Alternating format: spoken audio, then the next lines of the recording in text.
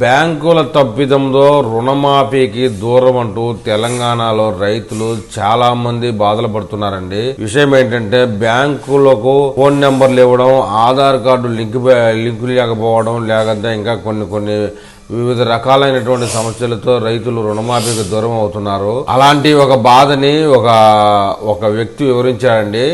ఇల్లెందులోని మండలంలోని రాయబోయినగూడెం పంచాయతీ పరిధి మెట్లగూడెంకు చెందిన రైతు. ఆయన పేరు వచ్చి గడిపర్తి వెంకటరామారావు.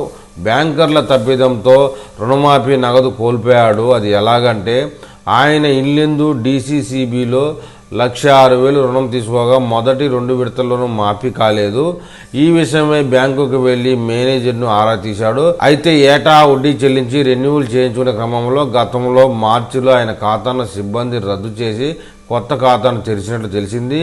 దీంతో కొత్తగా రుణం తీసుకున్నట్లు ఆన్లైన్లో నమోదు కాగా పాత ఖాతా నెంబర్తో రుణమాఫీ మొత్తం మంజూరైనా ఆ ఖాతా మనుగడలో లేకపోవడంతో నిధులు వెనక్కి వెళ్లాయని గుర్తించారు.